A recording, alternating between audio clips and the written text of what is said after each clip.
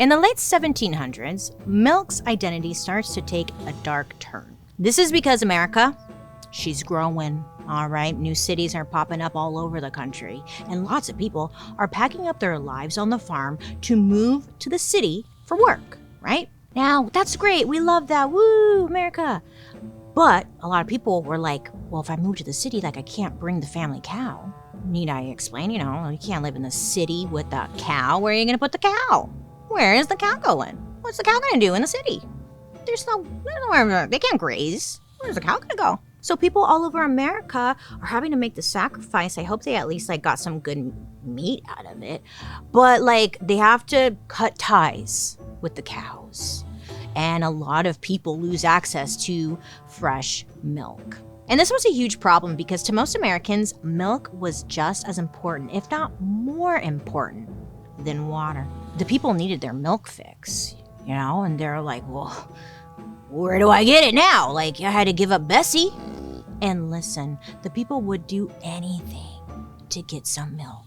So America is expanding and cities are growing, but just because more people are living in the city didn't mean, their taste buds changed. They wanted that milk, but there was nowhere to put the cows. And refrigeration, as we know it today, it hadn't been invented yet. Plus, fun fact, milk starts to spoil basically as soon as it leaves the cow's udder. So what do we do? The people realized that in order for the milk to be fresh enough to drink, the cows needed to be in the city. But without fields or grass, how are the cows gonna eat? How's this gonna work, you guys? Okay, so it's now the 1850s. And at this time, there were a lot of brew houses making beer and distilleries making liquor. Because one thing people in the city loved was booze. So to make booze, these places would use a lot of corn and hops to make beer and whiskey. I'm not going to get into the process of how alcohol is made because I didn't do well in chemistry and all that stuff. What you need to know is that hops and corn, they go through this process called fermentation, and then it turns into booze. It's like magic. It's fun. After the booze was strained out, you're basically left with buckets of mush. This mush was just literally mush that had all the nutrients sucked out of it. It had no purpose. It was just mush. This bucket of mush was called swill. So now, what do you do with it? You could throw it out or arts and crafts, paper mache, something. But a lot of people were like, maybe this is something we can give to the cows. So the cows were being fed this mush, and then they started to produce something called swill milk, okay? AKA not great milk. All right, okay, this wasn't pure white milk from home. This was mixed with shit. So the cows started to produce this weird watery blue-colored milk. And the farmers, they're looking at the milk and they're like, oh shit, no one's gonna buy this, right? So what do we do? Because in order to get people to buy the milk, they knew that they needed to whiten it to make it look white like everybody knows milk to be. So they used something called plaster of Paris to whiten it. So plaster of Paris sounds so fancy how we think about it. You're probably familiar, maybe you're not, but it's basically it's a powder. It's a chalky powder. You mix it with water or cement, and you can use it on walls to give a smooth finish. You could use it for to add decorative stuff. It's stuff used in construction and building and whatnot. It's not something that you should be drinking, is what I'm getting at. So this swill milk was whitened with this plaster.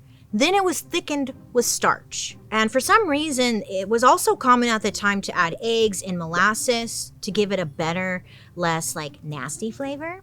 Yeah, I know. Protein shakes have come a long way, you guys. So thanks to this hack, farmers were able to sell their swill milk for a little while. But right away, people who drank this milk started getting sick.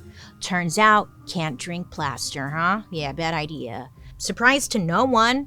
Turns out this milk wasn't great, was gross, but also on top of that, it was filled with deadly bacteria. So, way to go, you guys, you really did it. This is a huge problem, right? We can all agree, not great. This is a big problem. But what was most concerning of all was that most people drinking the swill milk were babies. Once you start messing with the babies, Whoa. In just 1 year, the New York Times reported that an estimated 8,000 infants died. What was going on? No one was being held accountable. What was happening? This was a huge scandal. People were putting pieces together, they're solving their little mysteries, and they're like, what do all these babies have in common? Swill milk, okay?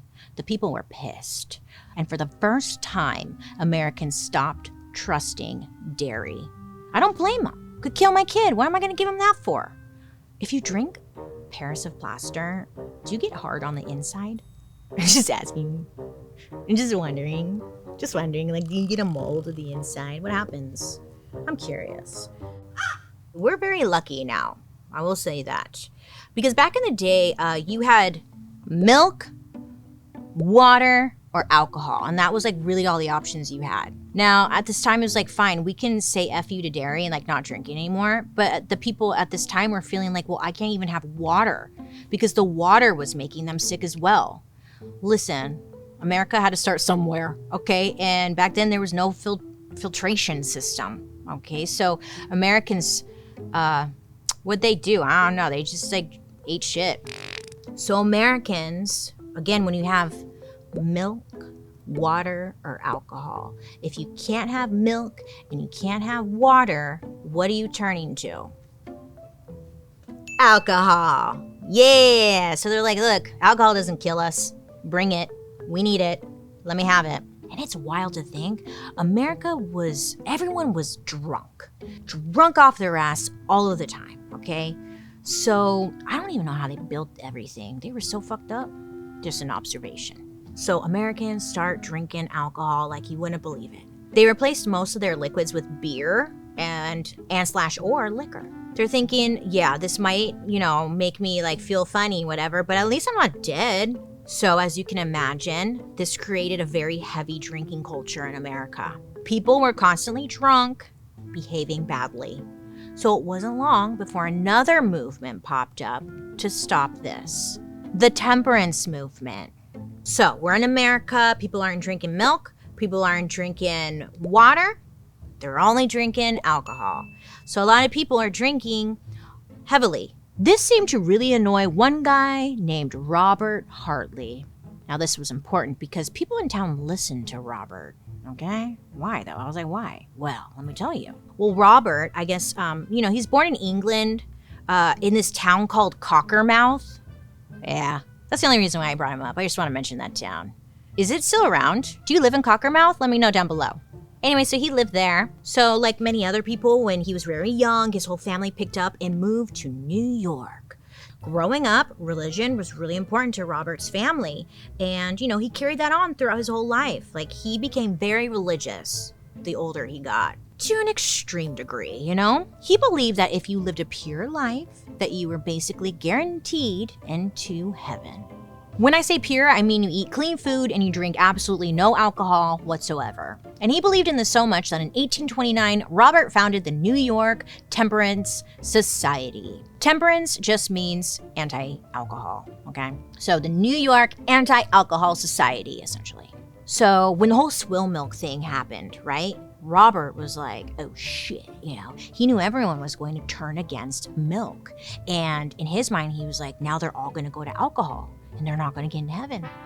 So in Robert's mind, he was like, if I can take down the breweries and cut off people's access to alcohol, it could also have the benefit of kind of canceling out the whole Swill Milk situation, right? Because without the breweries and the mush, they won't have swill, they won't have the,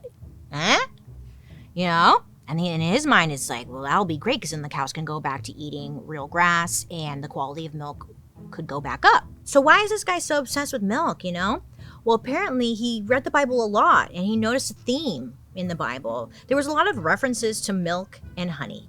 And, based on that alone, he decided that, the Bible's telling me apparently that milk is like the purest beverage anyone could drink. Remember, Robert has founded this temperance society. So he's got a following and people are listening to what he has to say. And Robert tells them milk is a gift from God. Now, obviously, it was kind of hard to believe this man after People were like, bro, did you see all his babies die though? There's like thousands of them, so I don't know if it's the perfect food. You know, like there's some hesitation to this claim. So Robert, he's like, fine, I'll convince you bitches. He decides to write a book all about how milk was this incredible food source, especially for the poor. He published this report about what was really in people's swill milk. It wasn't just plaster. Apparently, there were also chemicals in the milk, like formaldehyde. Plus, the cows themselves were actually usually very sick. So he's talking to people. He's trying to encourage people to, again, drink milk. But he's encouraging people to instead buy country milk, meaning milk that came from cows raised in the country.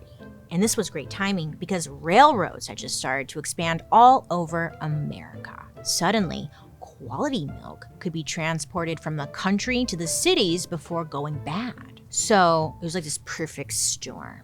It became really easy for people to hop on the Robert Hartley train and buy milk. So to a lot of people, I mean, milk wasn't just a drink anymore. It was a way of life. It was a promise into heaven, you know? So a lot of people like hopped on the Robert train, you know, and started to buy milk. Robert also made milk a religious issue. Robert also told the American people that drinking milk wasn't just good or affordable, it was righteous, and it made them closer to God. It was a promise of purity. And he really made an impact because in 1862, New York passed its first milk law, which made it illegal to sell impure milk. And if you were caught selling bad milk, you would be fined or even thrown in jail. Drama. How boring though when you think about it. Milk, water, or alcohol. Which one are you choosing? The water sucks, it's no filtration. The milk is obviously, there's a problem. And alcohol. I don't like alcohol. Marry, fuck, kill. Water, milk, alcohol. I think I'm gonna marry, fuck, kill. You know what? I'm a virgin. Oh my God, that's so rude. I am pure. Look, in situations like that, like one time I went to a bar and they ran out of water and I wasn't drinking. I know, wow, look at me. I wasn't drinking and they ran out of water, so I was just like, I guess I'll just suck on my spit. Like, you know? First of all, how's this legal? Second of all, what do you mean you don't have water? Do you have like a tap I could suck out of? Like I was really thirsty, okay? Not anyways. So you can always suck on spit, but not ideal is what I'm saying. So, rough times, huh? Anywho, so, okay, you can't sell bad milk, right? This law led to something called pasteurization. Now, this is basically when you heat up food to, like, kill off the bacteria, you know? It's kind of like when you pick something off the floor and you go, it's good. It's like that, but with hot water. So, you know, science, chemistry, they figured out how to do it. Pasteurizing milk extended its shelf life, you know, allegedly without changing the taste.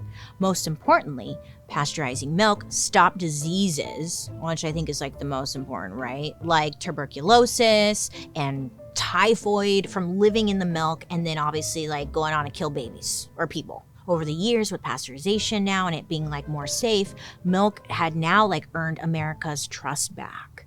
Now there were safer dairies in or near cities, and milk went from being a local business to now like a full-blown industry. And by 1915, so many laws and regulations were put in place to keep milk safe.